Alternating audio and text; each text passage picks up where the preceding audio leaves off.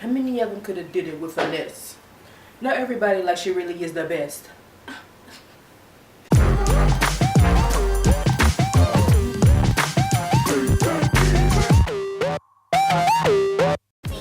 What is up, y'all? It is your friendly neighborhood homegirl Shay, and I am back for another Shay Takes. I got my glasses on today, y'all, because I'm going to be doing some reading, so I ain't want to be squinting all in the camera and stuff. Y'all be talking bad about me and everything, so I just went ahead and put the glasses on for y'all. So, some reading both literally and figuratively. Okay, get into it.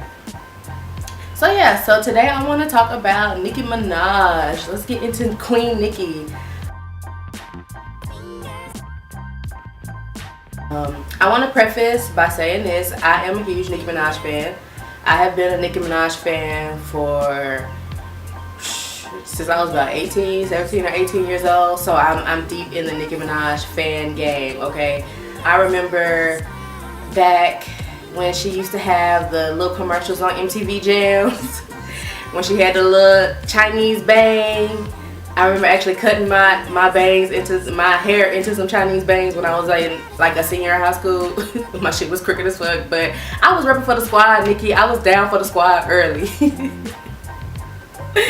Ooh. But yeah, I do remember her commercials on MTV Jams, and I just remember seeing her on these dirt bikes, like rapping in these hallways, like on these dirty staircases, like with a bunch of niggas around her, and she was just rapping and spitting so hard.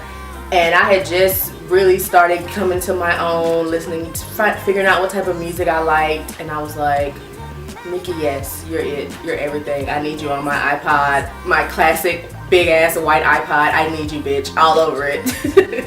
So yeah, so I've been a Nicki fan for a while, and I am highly anticipating Queen. Queen is going to be Nicki Minaj's 4th studio album, and it is coming out August the 10th, and I'm excited. I'm ready to hear it. Her last album, Pink Print, came out maybe 4 years ago? 4 or 5 years ago, Pink Print came out. So it's been a minute, Nicki. We've been waiting on you. We're waiting to hear some new music. So I'm excited for Queen. I'm hoping that it's all rap, no singing. Nicki, I love you, but sis, I don't want a bunch of fucking singing. Like, I don't want a bunch of singing. I come to you for some bars, and I want some bars. I love Nicki Minaj. She is the queen of rap, and you can argue with your absentee father about that one, because I really don't care. So in preparation for this upcoming album, Nicki Minaj has been back on the gram, giving you girls life, or at least me giving me life. Posting pics and videos and stuff from her upcoming singles and all types of goodies. She recently did an interview with Elle magazine. She also shot the cover for Elle magazine and did a whole spread. The photos were shot by Karl Lagerfeld, and they were amazing. I love all the pictures. They're so tasteful. We all know Nicki Minaj loves to give you a boob, loves to give you a cleavage, loves to give you an ass halfway hanging out, but you know, it's okay. But they totally switched it up for this cover. She was, in one photo, she was like in a tuxedo. In another photo, she was like in a sexy red evening gown. Like, sis was serving, and I live for it. But Nicki has received a lot of backlash for the interview. Some excerpts from the interview have been floating around the internet and have been causing some waves. They really have.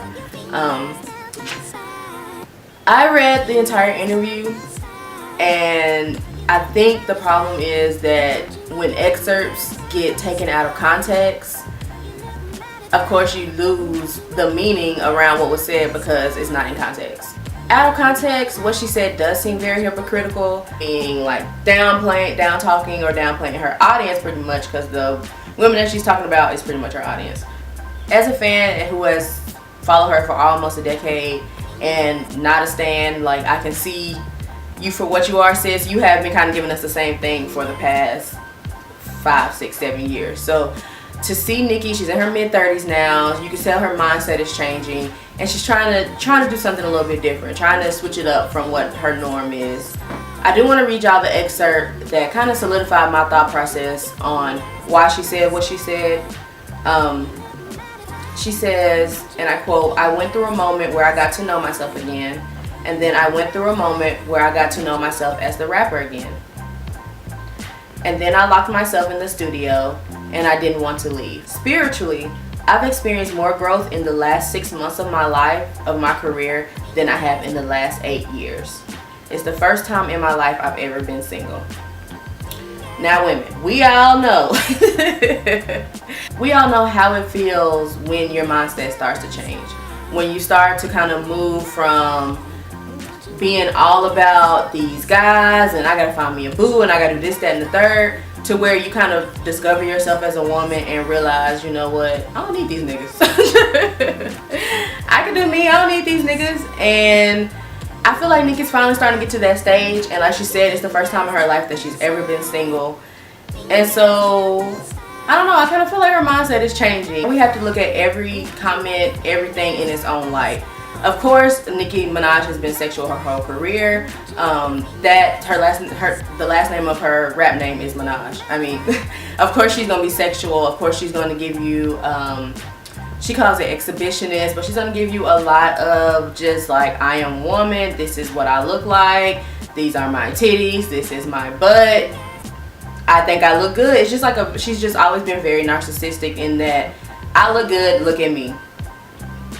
And that's how she's always been. That's kind of what made me fall in love with her in the first place. That I've always found that kind of endearing. Kind of weird, but I've always found it kind of endearing. So after the interview came out, she received a lot of backlash from it, and a lot of people had opinions about what she said. Which, I mean, when you put anything on a public platform, folks are gonna have opinions, and that's fair. But what I think was unfair, sis, and Nicki, this is where I'm gonna have to read you down, sis, is when you sicked your barbs on your contrarians.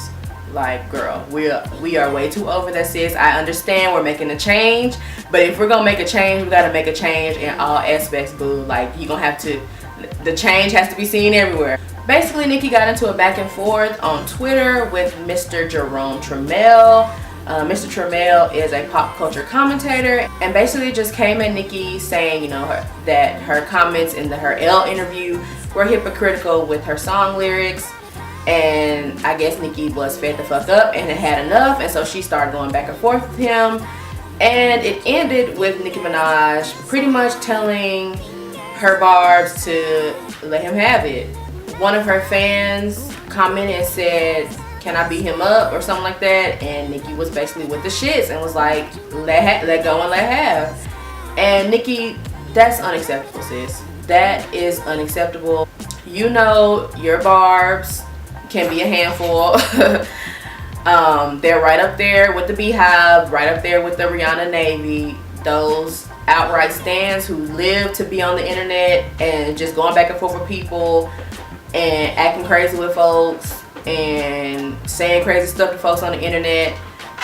You know you gotta hive like that. It's very irresponsible and very contradictory to all the change you claim that you're making in your Elle interview to do something childish like that. That was very childish. And Mr. Trammell thought so as well, and he is trying to sue Nicki Minaj for cyberbullying. It got bad, y'all.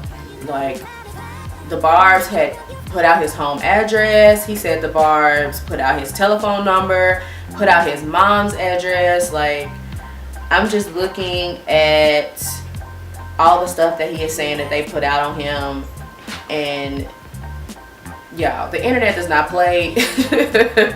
These kids on the internet today, they got too much time, okay?